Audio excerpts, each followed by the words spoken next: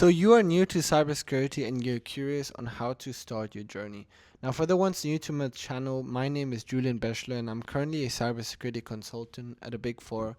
And throughout the majority of my life, I had no experience in computer science, cybersecurity, or whatsoever.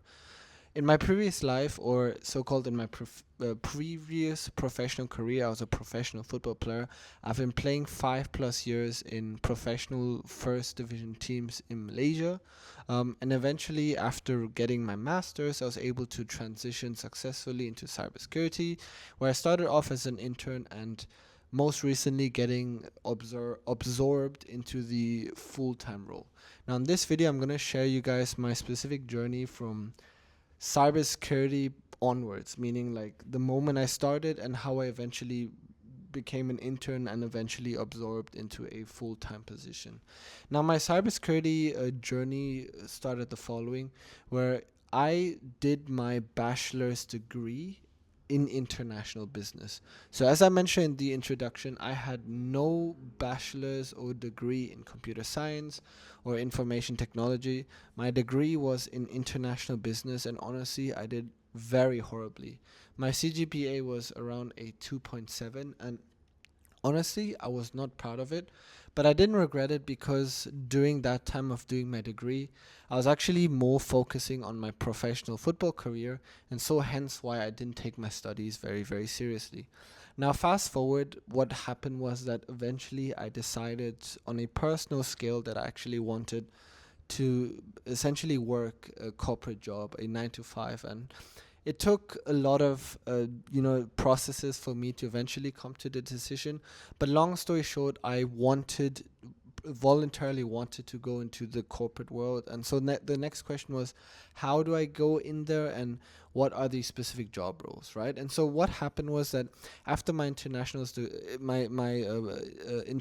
business as a degree, I was like, hang on, I'm very interested in computer science, in cybersecurity, and information technology, as well as AI. And coincidentally, at the same time, that's when ChatGPT, Claude not yet, but ChatGPT, machine learning models, and AI became such a overhyped thing where it just sparked a huge interest with me. And now with a lot of people that I like to conversate about this topic, I always tell them that the interest, the curiosity, as well as the passion is the thing that will drive you forever. And so that is the thing that moved me, the interest, the passion. And everything starts from there, right? There's always a starting point, but the starting point is always your interest, your passion. It's something deep inside you that essentially moves the needle, where you're like, hang on, like this is really what I enjoy, what I like. And so eventually, like, that's how it started. I developed the interest, the passion, but again, I had no paper, no certifications. I had no fundamental knowledge of cybersecurity, yet alone information technology. And hence when I decided to do my master's, right? Initially, I had this dilemma: do I do my master's in AI or cybersecurity or information technology or computer science for that matter? But then I had another obstacle, which I, for whatever reason, believed was that, oh, like, how can I do a master's in cybersecurity if I don't even have a degree in computer science, right? And so, like, that myth, that stigma, I came to realization was completely false. In fact, when I sat down with the so-called university admins, right, the reps that I was talking to, they told me, hey man, like you don't need to have a degree in computer science or information technology, but you just need to do like a short semester on some prerequisites, which are fundamentals of Python, network, as well as database and SQL. I was like, hang on, so I just need to do one semester of fundamentals of computer science and then I can jump straight to my master's? And they were like, yeah, exactly. I was like, wait, what? Like where's the myth? I always thought like, oh, I need a degree in computer science, information technology, or like, I don't know, like engineering. Like I thought I needed like those certifications prior, those papers prior. But they told me no, you can jump straight into your master's. You just need to do these prerequisites before university starts, and then eventually you can go through it. And funny enough, a lot of the people, when I was doing my prerequisite, a lot of the people that were in my class who were doing the prerequisites, those people, in fact, had backgrounds in computer science and technology. So it was weird, right? So when I approached them, I was like, hey, like you guys are doing a master's, you have a degree in, information technology. Like, why are you doing a prerequisite? And that's when I came to like realize that based on what they told me, it was that, hey, like a lot of things in cybersecurity and information technology, as well as AI, has changed, and that education systems and education curriculums of what they teach about IT 5 to 10 years prior completely changed. And so now the prerequisites are ever so important for you, and hence why they would recommend anyone, whether you have experience or no experience, should go to the prerequisites. Anyways, fast forward. So then I did my master's, did really well, and mainly because I put a lot of effort into it. And I was doing my master's, that was, by the way, less than a year. It was doing the master's where I was like, hang on, like, okay, I want to start applying, for jobs, right? Because what is the next step? I need experience, I need internships, I need job. So what I did was I started applying for both full-time roles as well as internships, mainly just to test the waters and figure out, hey, like if I get the opportunity anywhere, then like why not? Whether it's an internship or a full-time role, we all got to start somewhere, right? And so when I realized that, when I essentially started to applying for job, I set the boundaries for myself very high. I literally told myself, hey Julian, I want to like apply for the best companies out there. I want the tech firms, I want the big fours, I want the big banks, I want to be like the best of the best, right?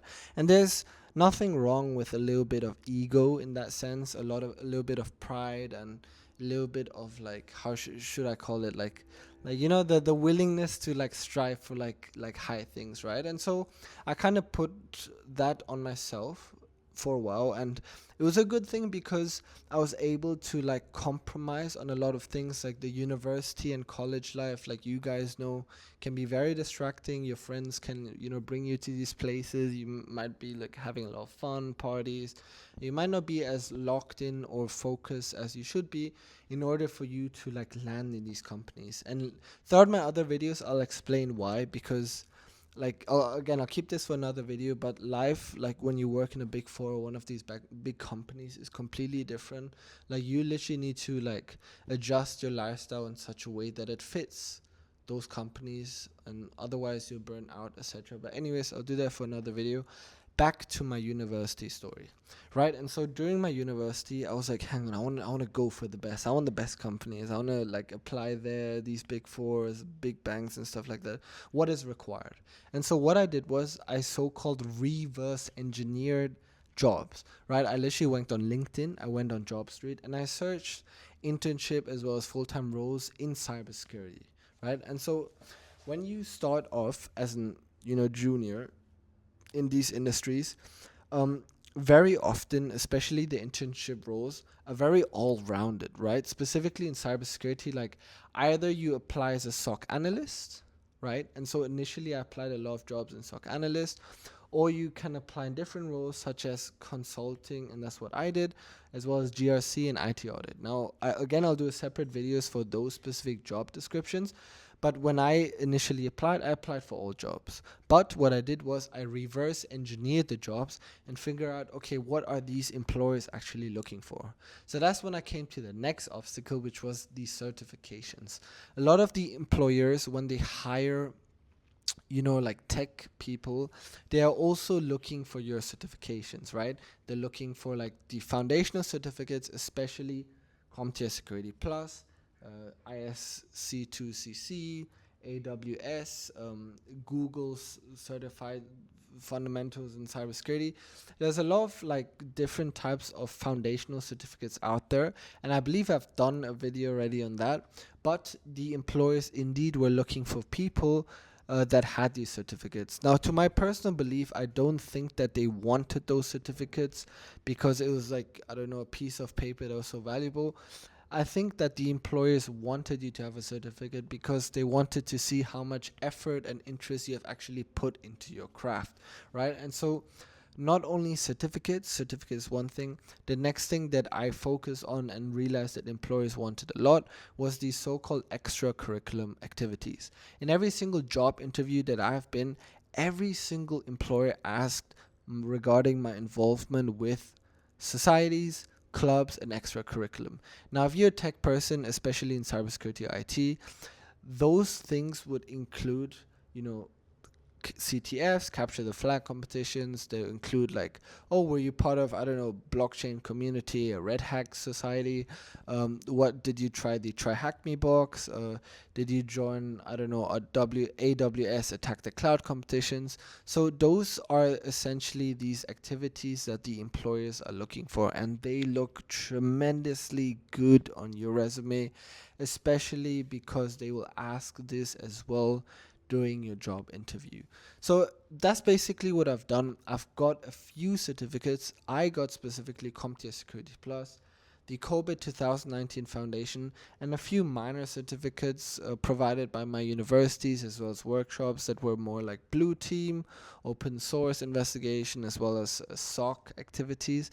But like the most important ones that really helped me for my case was definitely CompTIA Security Plus, if not as well the COVID 2019 Foundation certificate. So those two certificates definitely helped me get into a big four. And so I would definitely recommend, especially if you're starting out, to focus on foundational certificates. As I mentioned earlier, I definitely recommend CompTIA Security Plus. I definitely recommend the ISC2CC certificate, the Google Cybersecurity certs, as well as a few AWS certs, which I'm not so familiar with, but there are a few foundational AWS cybersecurity certs that you can check out for yourself. But those are definitely the certificates that I would start with, and definitely recommend you to do, especially if you're just starting out your cybersecurity career. And so with that being said, around like I would say 4 months through my internship, which is literally like right now, I managed to, in fact, finish my internship earlier and actually got the full-time job offer before my internship even ended, right? So that just further proves the point that not only was I able to get into the job, but I was also able to perform and basically deliver the way these employers wanted. And again, throughout my YouTube channel, I will share you guys a lot of the things and experiences that I'm going through, as well as perhaps the good things and bad things.